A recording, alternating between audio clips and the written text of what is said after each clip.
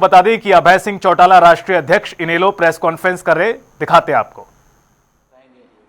कि क्या क्या शर्तें इसमें लगाई गई है, किस तरह से इन्होंने ये पोर्टल वाला सिस्टम लागू करके कहा है कि घर बैठे रजिस्ट्री कर सकते हो। उसके साथ साथ एक चीज और है, अगर मान लो मैं अपनी जमीन की पैमाइश कराना चाहूँ तो पहले तो एक सीधा तरीका होता था कि तहसीलदार के एक दरखास्त लगती थी, कानूनगो को तहसीलदार मार्क कर देता था और कानूनगो जो है पैमाइश करके बता देता था भी आपकी कितनी ज़मीन है, कहाँ कहाँ है। अब उसके लिए सरकार की तरफ से वो आपका 300 रोवर मशीन खरीद ली 300 के करीब, जिनकी कीमत 32 करोड़ रुपए है और वो मशीनें खरीदे 3 साल हो गया आज। उन मशीनों के लिए अप्लाई जो अब तक हुआ था इस 3 साल के पीरियड में पैमाइश का, वो 4000 से ज़्यादा लोगों ने अप्लाई किया।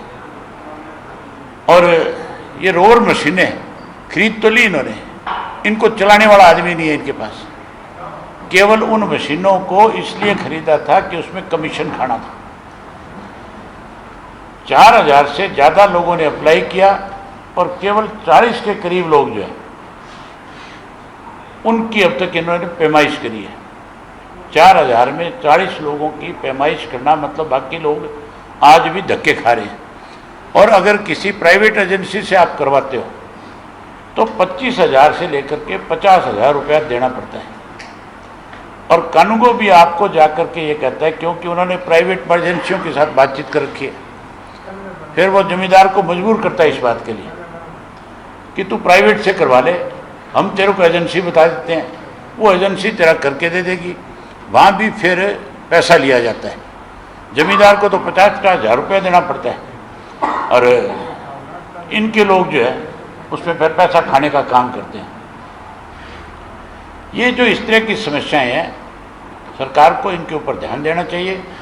कैसे किसान को निजात मिले, इसके लिए सरल तरीके से, जैसे पहले कानूनगो तहसीलदार को अप्लाई करते थे, कानूनगो पैमाइश करता था, उस तरह की दोबारा से गारंटी के साथ इस चीज़ को लागू करना चाहिए। और कोई आपने कोई सवाल पूछना हो, आज तो सिर्फ ये कब खरीदी है सर रोवर मशीन? 3 साल पहले और क्या खर्चा? 32 करोड़ में खरीदी गई, जो आज डंप पड़ी है सारे के सारे, उनको चलाने वाला कोई आदमी नहीं है।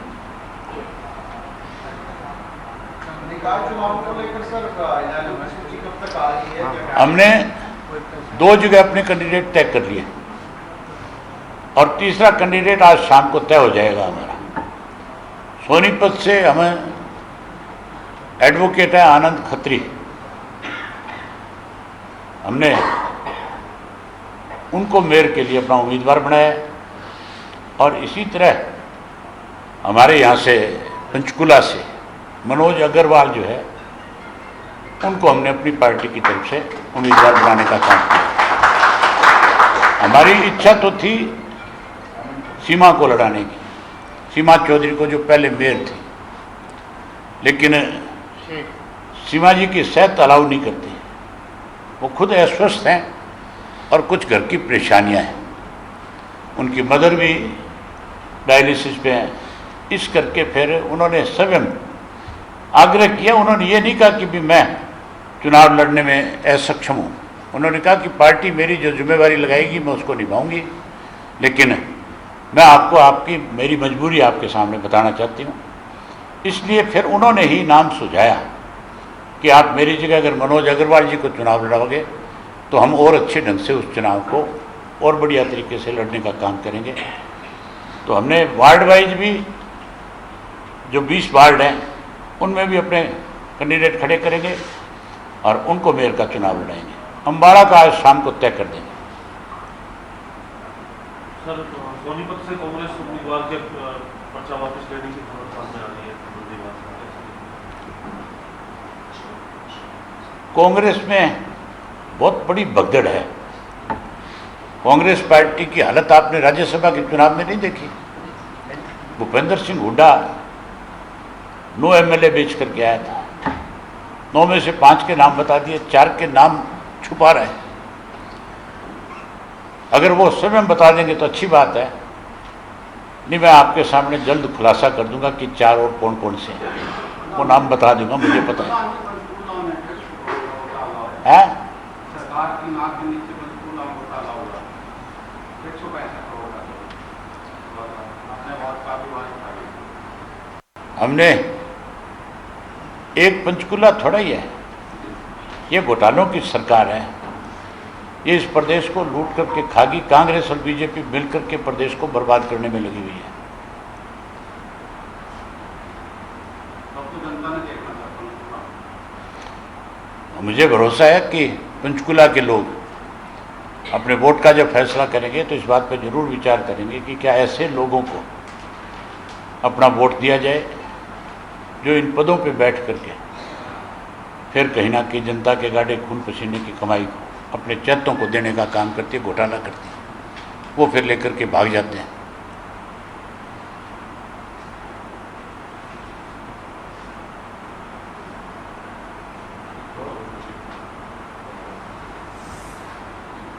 इलेक्शन भी है आज वेस्ट बंगाल में, जिस तरह से पहले की राय है कि इलेक्शन के टाइम में काफी चीजें क्लैश रहेंगी, इस पर बीजेपी की तरफ से भी काफी ज्यादा जोर दिया गया है। कैसे देखते हैं आप? वायलेंस की खबर भी आ रही है। वायलेंस की भी ऐसे मुर्शिदाबाद में अभी स्टोन पेटी वगैरह की खबरें आ रही है।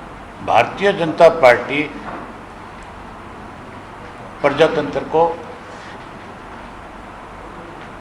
कहीं ना कहीं कोरस के साथ दबाना चाहती है। ये संभव नहीं है।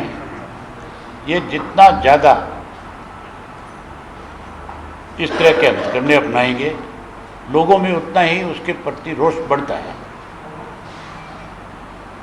मुझे नहीं लगता कि बीजेपी ने जिस किस्म से बंगाल के अंदर फोर्सेस लगा करके लोगों को डराने की कोशिश करी है, उससे वहाँ का मतदाता कहीं कमज़ोर पड़ जाएगा और ज़्यादा अग्रेसिव होकर के ममता जी के साथ खड़ा होगा और टीएमसी को वहाँ पे बहुमत के साथ जिताने का काम करेगा। सर हमारे को ना बीजेपी की बी टीम क्या लगता है, अगर हम वोट डाल देते इस मामले में तो अब आप छोड़ो, आपके पूछने वाले सवाल नहीं है, ये पत्रकारों से बात करने दो मुझे। सर जो किसानों को पैसा नहीं जा रहा है, आप कह रहे हैं कि गोदाम में जब चला जाएगा ये कहा जा रहा है किसान को, उसको लेकर के नए लोग कुछ आगे कोई कदम उठाने जाते हैं? हम एक बार चिट्ठी लिखेंगे कि किसान की पेमेंट तुरंत की जाए। अगर किसान के सामने कोई बड़ी समस्या आएगी तो ज़रूर हम उनकी लड़ाई को लड़ेंगे। हमने पहले भी जिस किसी वर्ग की अनदेखी सरकार ने करी उनके साथ लड़ाई खड़े हुए, उनकी लड़ाई लड़ी, और जब तक उनको न्याय नहीं मिला तब तक हमने अपना कदम पीछे नहीं हटाया। चाहे बुढ़ापा पेंशन की बात थी, चाहे आज किसान के गेहूँ बिकवाने की बात है, और चाहे उस वक़्त पानी रोका गया था हमारा उसकी बात है, और आज फिर सरकार को निंदा प्रस्ताव अगर लेकर के आना है और अगर कोई प्रस्ताव पास करना है तो फिर इस चीज़ का प्रस्ताव लेकर के आए जो पिछले दिनों सेंटर की गवर्नमेंट ने बीएमबी में हमारी जो मेंबर होता था, जो मेंबर की पोस्ट हमारी ख़त्म कर दी, उसके लिए एक प्रस्ताव लेकर के आना चाहिए कि भी हमारी उस पोस्ट को ख़त्म करने की बजाय उसको और ज़्यादा ताकतवर बना करके हमें उसमें हमारी भागीदारी रहनी चाहिए। स्टेट को कमज़ोर नहीं करना चाहिए। इस चीज़ का प्रस्ताव नहीं लाएंगे। हम अपनी तरफ से ये बात ज़रूर उठाएंगे विधानसभा में कि उसके लिए भी 1-2 लाइन का प्रस्ताव आना चाहिए। हमारा इरिगेशन का मेंबर होता था, उससे हमें एक फ़ायदा होता था कि हम अपने हिस्से का पूरा पानी ले लेते थे। सेक्रेटरी भी हमारा था। बीबीएमबी से कुछ खबरें ये आई थी पीछे कि पानी जितना आना चाहिए उतना नहीं आ रहा है, गर्मियों का दिन है, आने वाले दिनों में खपत पड़ेगी। आप ये मान के चलो, पंजाब सरकार का एक प्रयास हाईकोर्ट में भी रहा। हमारे सामने कल को ये दिक्कत इसलिए भी और ज़्यादा बड़ी हो जाएगी कि हमारा मेंबर सेक्रेटरी जो है, जब हमारा नहीं होगा तो वहाँ हमारी पैरवी कौन करेगा। इसके लिए सरकार को तुरंत केंद्र की सरकार को चिट्ठी भी लिखनी चाहिए और इस विशेष सत्र के अंदर एक प्रस्ताव भी भेजना चाहिए। चुनावी माहौल है सर पंजाब के अंदर, आपको लग रहा है बीजेपी कुछ बहुत ज़्यादा इसको लेकर आपको लग रहा है? नहीं, आपको लग रहा है पंजाब में कुछ होगा? चुनावी माहौल पंजाब में, दोनों तरफ जा रहे हैं। पंजाब के अंदर, हरियाणा के मुख्यमंत्री लगातार वहां पर प्रचार कर रहे हैं। यहाँ तो हरियाणा के मुख्यमंत्री को कोई बुलाता नहीं, एन खाली है, इसलिए पंजाब चला जाता है। आप एक काम करो ना, आजकल गर्मियाँ है, हिमाचल में किसी को कोई इनवाइट कर लेगा, छुट्टियां बिताएगा 4-6 दिन की। ये पिछले दिनों बिहार का ये कह रहा था मुख्यमंत्री, मैंने वो खबर सुनी, सैनी साहब कह रहे थे उसके ऊपर हरियाणा का विकास करूंगा, ये बिहार बना के छोड़ेगा।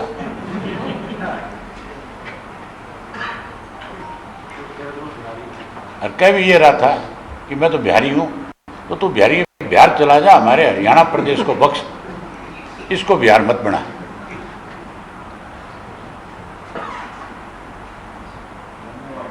ठीक है, बहुत धन्यवाद।